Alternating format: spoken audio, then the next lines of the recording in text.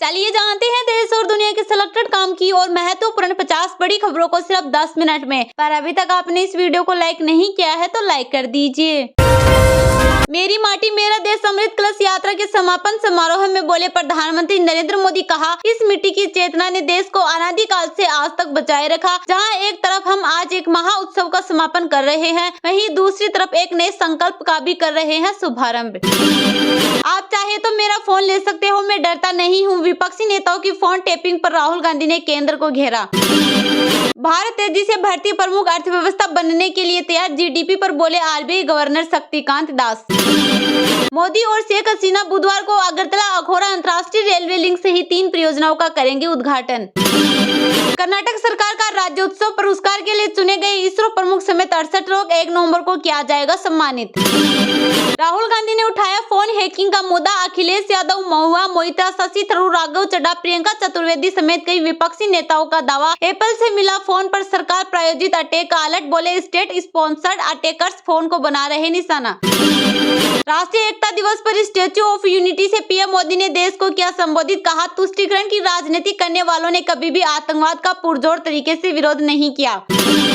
उत्तर प्रदेश की सीतापुर जेल में बंद समाजवादी पार्टी के सीनियर नेता आजम के जौहर ट्रस्ट से छीनी जाएगी करोड़ों की जमीन, योगी सरकार ने लिया बड़ा फैसला। रिलायंस इंडस्ट्री के चेयरमैन मुकेश अंबानी को सोमवार 30 अक्टूबर की सुबह तीसरी बार ईमेल के जरिए मिली मौत की धमकी, 400 करोड़ रुपए की रखी डिमांड। पीएम मोदी की आत्मा अडानी के हाथ में है, कांग्रेस नेता राहुल गांधी ने बीजेपी पर लगाया बड़ा आरोप। 2 नवंबर को सीएम अरविंद केजरीवाल को गिरफ्तार करने की पूरी तैयारी, दिल्ली की मंत्री आतिशी ने किया दावा, बोली बीजेपी और पीएम मोदी आम आदमी पार्टी को करना चाहते खत्म।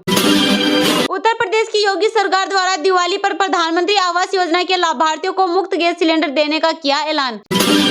समाजवादी पार्टी के वरिष्ठ नेता आजम खान का एनकाउंटर हुआ तो देश में क्या होगा, इसकी आप कल्पना भी नहीं कर सकते, सपा नेता रामगोपाल यादव ने दी चेतावनी।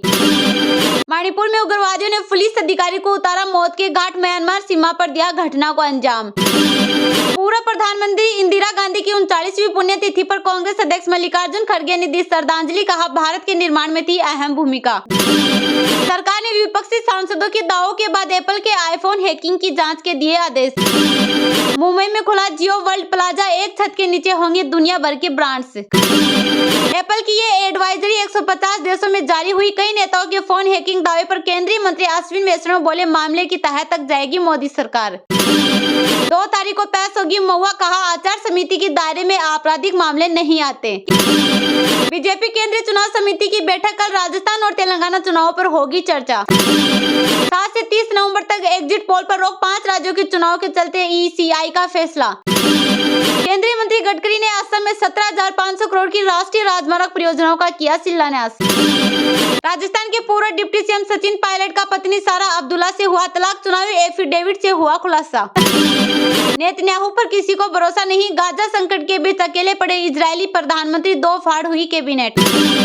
लालू राबड़ी परिवार को गाली सुनाकर वायरल हुई हेमा पांडे और उनकी दोनों बहनों पर एफआईआर।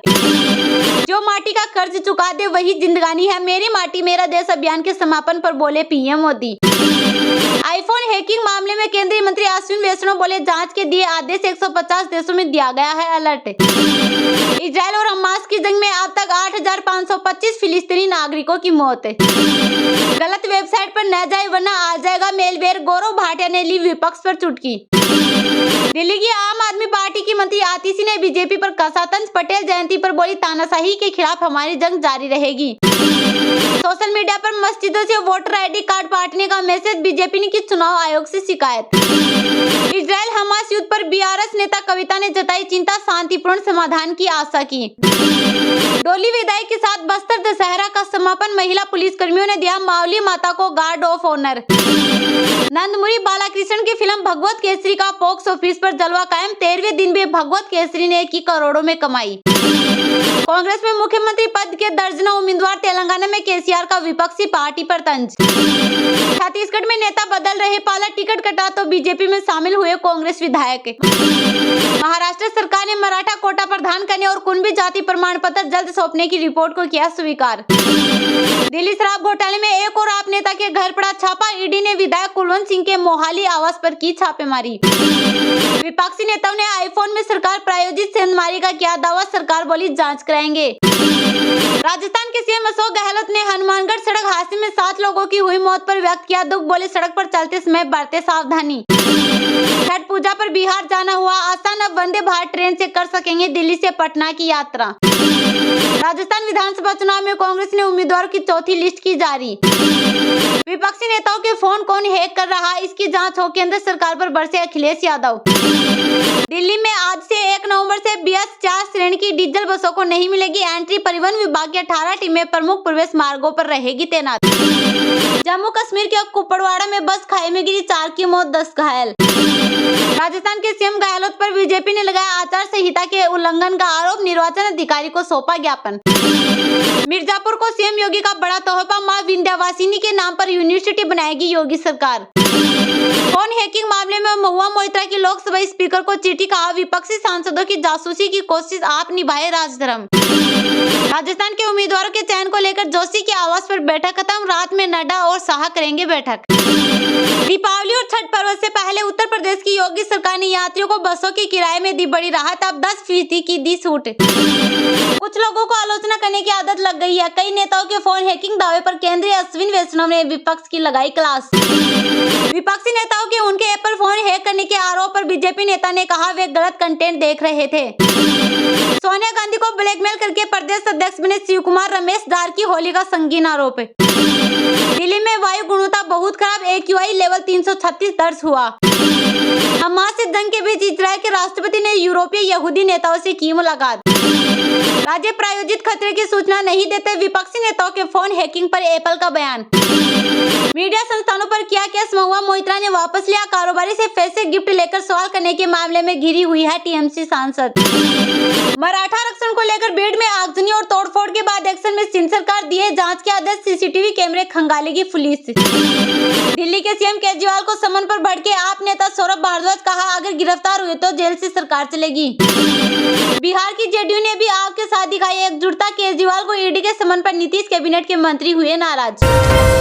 मेरी माटी मेरा देश अमृत कलश यात्रा के समापन समारोह में बोले प्रधानमंत्री नरेंद्र मोदी, कहा इस मिट्टी की चेतना ने देश को अनादिकाल से आज तक बचाए रखा। जहां एक तरफ हम आज तक एक महाउत्सव का समापन कर रहे हैं, वहीं दूसरी तरफ एक नए संकल्प का भी कर रहे हैं शुभारंभ। प्रधानमंत्री मोदी ने युवाओं के लिए मेरा युवा भारत मंच की शुरुआत भी की, अमृत वाटिका का डिजिटल तरीके से शिलान्यास किया। पीएम मोदी ने कहा कि 21वीं सदी में राष्ट्र निर्माण के लिए मेरा भारत युवा संगठन बहुत बड़ी भूमिका निभाने वाला है। पीएम मोदी ने कहा कि जिस तरह दांडी यात्रा लोगों को एक साथ लाई थी, उसी तरह आजादी के अमृत महोत्सव ने लोगों की भागीदारी के लिहाज से नया इतिहास बनाया है। प्रधानमंत्री नरेंद्र मोदी ने कहा कि यह इस देश की मिट्टी की चेतना है जिसने देश को अनादिकाल से आज तक बचाकर रखा है। इस अवसर पर पीएम मोदी ने अमृत महोत्सव स्मारक एवं अमृत वाटिका का शिलान्यास किया। प्रधानमंत्री नरेंद्र मोदी ने कहा अपने भाषण की शुरुआत करते हुए कहा कि आज सरदार वल्लभ भाई पटेल की जयंती के अवसर पर कर्तव्य पथ एक ऐतिहासिक महायज्ञ का साक्षी बन रहा है। उन्होंने कहा एक तरफ जहां हम आज एक महाउत्सव का समापन कर रहे हैं, वहीं दूसरी तरफ एक नए संकल्प का भी शुभारंभ कर रहे हैं। 21वीं सदी में राष्ट्र निर्माण के लिए मेरा भारत युवा संगठन बहुत बड़ी भूमिका निभाने वाला है।